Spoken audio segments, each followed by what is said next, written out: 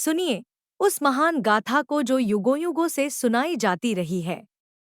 यह कथा है धर्म की अधर्म पर विजय की, प्रेम की त्याग की और भक्ति की शक्ति की।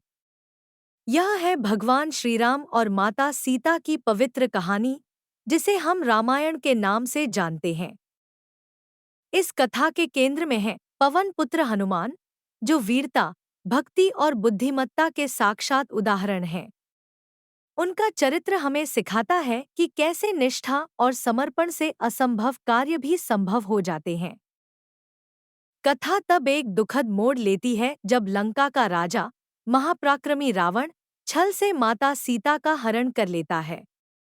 वह अपनी शक्ति के मद में चूर था और उसने यह घृणित कार्य किया।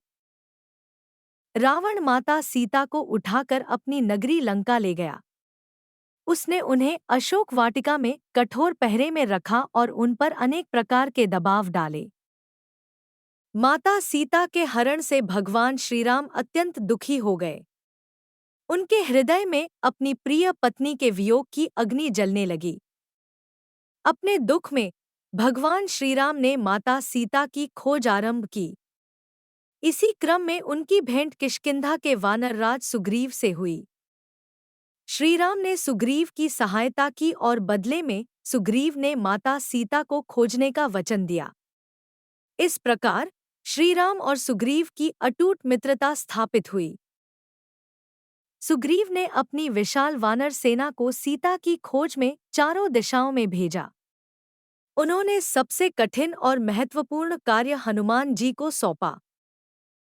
सुग्रीव जानते थे कि हनुमान जी ही एकमात्र ऐसे वीर हैं जो इस असंभव कार्य को पूरा कर सकते हैं।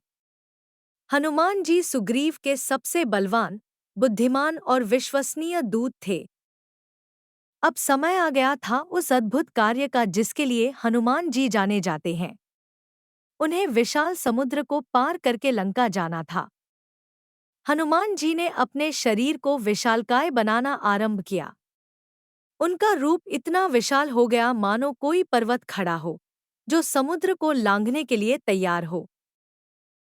उन्होंने एक छलांग लगाई और आकाश में उड़ चले। समुद्र के ऊपर से उनकी यात्रा आरंभ हुई, जो अनेक बाधाओं से भरी थी। समुद्र पार करते समय उन्हें अनेक राक्षसों का सामना करना पड़ा। इनमें सुरसा और सिंहिका जैसी भयानक राक्षसियां शामिल थीं, जो उनकी राह रोकना चाहती थी। हनुमान जी ने अपनी बुद्धि और शक्ति का प्रयोग किया।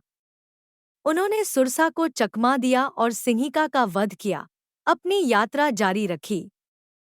अनेक बाधाओं को पार करते हुए अंततः हनुमान जी लंका के तट पर पहुंचे। उन्होंने सफलतापूर्वक विशाल समुद्र को पार कर लिया था। लंका पहुंचकर हनुमान जी ने अपनी विशाल काया को छोटा कर लिया।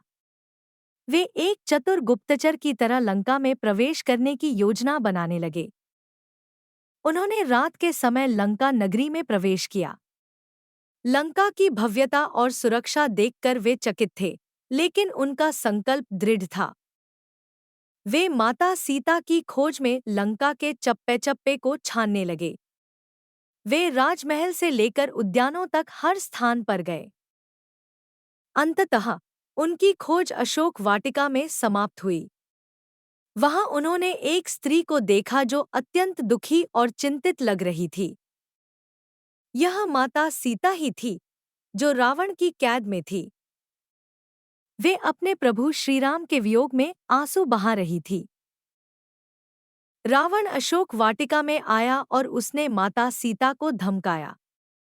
उसने सीता से विवाह करने का प्रस्ताव रखा और उन्हें डराने का प्रयास किया। किंतु माता सीता अपने धर्म पर अडिग रहीं। उन्होंने रावण के प्रस्ताव को ठुकरा दिया और केवल श्रीराम के प्रति अपनी निष्ठा व्यक्त की। पेड़ की डाल पर छिपे हनुमान जी यह सब देख रहे थे। उन्होंने माता सीता को अपना परिचय देने का निर्णय लिया। उन्होंने धीरे से प्रभु श्रीराम का नाम लिया। यह नाम सुनकर माता सीता ने ऊपर देखा। हनुमान जी ने श्रीराम द्वारा दी गई अंगूठी नीचे गिराई।